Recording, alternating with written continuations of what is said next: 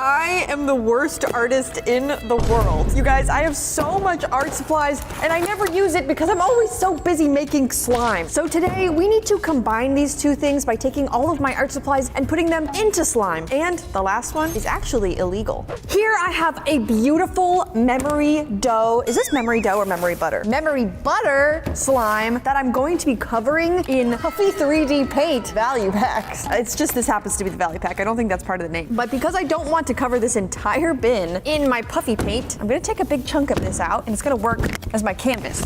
Here we have a canvas, but the only problem is most canvases are flat. This is not flat yet and we need it to be flat.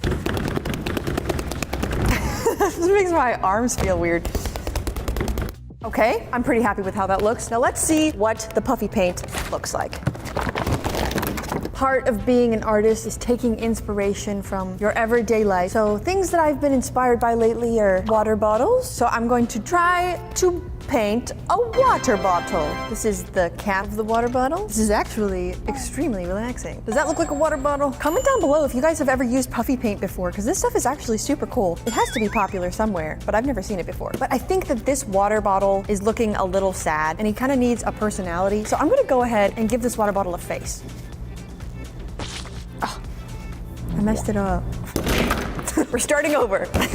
I'm rage quitting. Okay, happy water bottle, take two. This sort of reminds me of like those puffy paint markers. Did it again, dude. What the heck? Okay, fine. I'm just turning it into a goth butterfly because it clearly does not want to cooperate with me. That looks horrible. I feel like we're on the verge of something incredible right now, you guys. Like this could be the future of slime making right here. This has so much potential. Let's test out all of the colors. There's no better way to test out all of the colors than making a little rainbow. Yellow. Oh, this yellow looks like mustard. Oh no, this totally just ruined my rainbow. Ah, my main problem with these are that when I'm trying to paint and then it just like disperses a huge amount of paint and it's not helpful to me at all. Red, orange, yellow, green, blue, blue. So I need to add a couple more things here. I know I want to add a character of some sort. So I think I should try to draw Michael. Pretty sure he had eyes, so let's start there. I don't remember what Michael's eyes like at all. You know what? I bet they look something like that. Wow, just like his eyes. Like he's here with me right now. Every time I try to make Michael, it turns out kind of looking borderline terrifying, and that seems like it might be happening once again. Yeah, Mikey. Beautiful. Okay, let's move on. Since we already have one of our beautiful Peachybbies characters here, I think it's time for us to draw Bjorn. Now, we all know Bjorn is a little shy, he doesn't talk much, but he's cute, and I think he deserves a little bit of extra recognition today. And now that I have a reference, this is probably gonna turn out looking a lot better.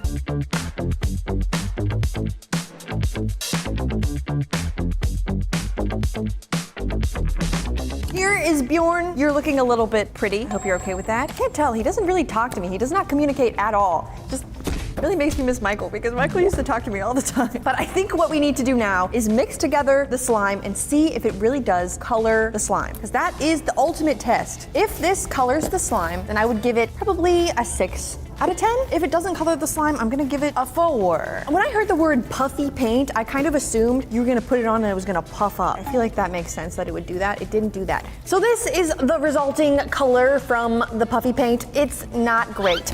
So I'd give this a solid 4 out of 10 because in the moment it was fun. But is it worth it? Yeah, go for it. I don't know. Let's see how the next one is.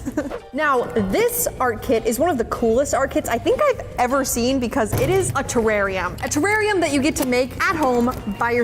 But what is really cool about a terrarium? If you don't put any slime in it, dude. Like, it's not really that cool without the slime. It is, actually. I take it back. I don't want to hurt your feelings. Terrariums are cool without slime, but what makes everything better? Slime! So we're gonna put slime into our terrarium right now. This is called Grow and Glow Terrarium. Terrarium? Terrarium? Turn this plastic mason-style jar into your own little nightmare animal habitat. What? Nighttime.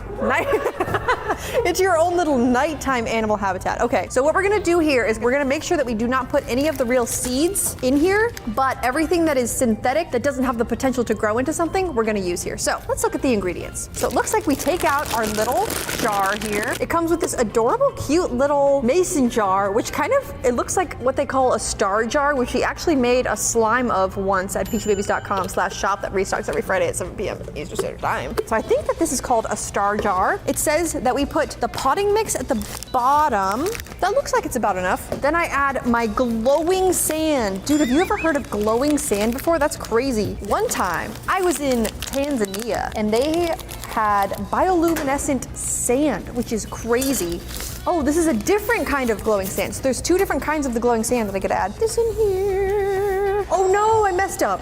I'm supposed to put the potting soil on top and on bottom of the glowing sand, but I didn't read ahead. But that's okay. I'm just gonna keep moving on and we're gonna hope that it's okay. Next up, we have these little stones. I don't know, just little white stones. They're very cute. So the whole point of this terrarium that you put the seeds in and it grows your little plant, when we're adding slime into the mix, it becomes a different situation. So instead of putting the seeds on the top here and having them grow, I'm gonna go ahead and put my beautiful clear slime into here. And then instead of letting the plants grow, I'm gonna actually plant those seeds outside so they can grow in their natural habitat. And inside of my little enclosed habitat, I'm going to put a bunch of these nature-themed leaves that I found in Charmville. So we have a lavender sprig all the way down. This kind of reminds me of Pearl Diver, one of the slimes we have, because when you get that slime, you get to basically do this exact thing with it. And now it's time to add our adorable little Mr. Raccoon. Of course, his fireplace for his marshmallows. I'm gonna add a couple of these little leaves on top just to give that like super naturalistic feel. Close it off. And one of the most exciting things about this is that it comes with a bunch of stickers. I like this little owl in the tree right here. So we're gonna put him right here. This cute little fox is also adorable. Right here under the tree. This is what I love so much about these little pre-made for you art kits is they're just so relaxing to put together. One moon, and there we go. There we have a slime terrarium, everyone. This is actually so cool. But this is our terrarium slime, and I'd probably give it an 11 out of 10. This was adorable, amazing, and super compatible with slime.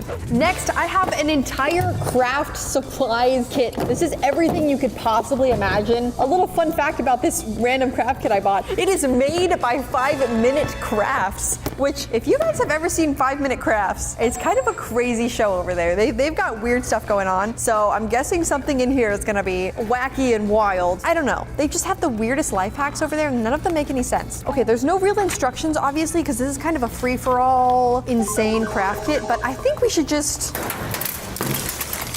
look at everything at the same time. We have 2 sewing needles, very stretchy string, a couple googly eyes, some felt money, and bigger popsicle sticks, the kind that they make you open your mouth with at the dentist. I honestly don't want to even work with those. I don't like going to the dentist, and I know you probably don't either. Some pom-poms. Ooh, very cool sequins. I don't know what any of this stuff is called, but it looks cool. And I have 1 bowl of clear slime here that I can do whatever I want with. So I'm not even sure where to start or what to create, but I feel like I remember making houses out of my popsicle sticks as a kid. These kind of have like notches in them. I made a square. You guys know when they make houses near the ocean, put them on stilts? Well, that's what this house is doing right now. We built a little house, a little skeleton. Did you guys know that the structure of a house is actually called a skeleton? Isn't that creepy and weird? So I think I'm gonna take these little felt blocks. Wow, that was crazy. That was like half the glue. I'm just gonna put the glue onto the felt itself because it doesn't seem to be working when I'm putting it onto the structure of the house. This is looking okay, but I'm feeling like so many things are going wrong that there may come a time when I might have to pivot away from this house idea, and that's okay. Part of being an incredible artist like me is, I'm just kidding, is being able to work on your feet and pivot. Okay, I'm kind of making a house, but let's add some ambiance to the outside before we start working on the rest of the exterior. So this is a beach house, right? So we're gonna need some beach balls. Let's put a couple around the outside. It's a little over-the-water bungalow, a little getaway. If you go to Bora Bora or somewhere cool, this is exactly what it looks like. Just less colorful and less beautiful. But Bora Bora does have a lot of wildlife and nature. So I have these little flowers. One of them just flew away. I'm gonna stick them on the outside. I have this one. I'm gonna put this on the outside of the green felt because I feel like it'd be a good contrast. Oh, incredible contrast. So we're gonna add some bedazzling on the outside just because I feel like it needs a little bit of bedazzlement. Is that a word? An important thing to remember is that even if your arts and crafts don't end up looking pretty, the journey of creating them is really the fun. We can't sleep here without at least 1 panel of wood flooring. And there we have it, our beautiful beach bungalow. Would you guys vacation here? Probably not. But that's not really the question here, is it? Like, yeah, it looks absolutely terrible, but when we mix it all together, did it make a beautiful slime? That's what we're really trying to figure out. So let's mix this together. I actually surprisingly think that this looks really cool. This finished product certainly looks a lot cooler than last time. I love bright colors and chaotic shapes, and I feel like this has both of those going on, and I'm really happy with it. So I'm gonna go ahead and give this slime surprisingly a 9 out of 10. I think that, yeah, my little bungalow on the ocean didn't look that great because my glue didn't have time to dry, but overall, this slime, 9 out of 10. Let's see how the next one does. Next up, we have something that we've never done here at Peachybbies, I don't think, which is airbrushing our slime. Now remember in the beginning of this video when I said something that I was doing here was illegal? Now, you might not think, well, airbrushing is not illegal. Well, you're actually right. Airbrushing is technically not illegal in most countries, but you know what is illegal? Stealing from people. And I happen to have stolen this from one of our dear Peachybbies friends, Hyro. I stole this and now it's mine, and now we're gonna use it on our slime. So we have a bunch of different colors here. So we're gonna make a cool rainbow here where the center is gonna be super red. Okay, this stuff is really liquidy and very pigmented, so I need to be very careful with it. And now I turn it on. So scared right now, you guys have no idea. How do you even hold this? Red. Orange. 2 drops of orange.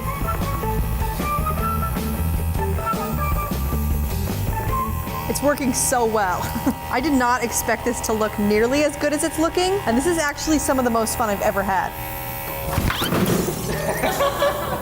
It's vibrating. Okay. If this is a weather map, the world is over.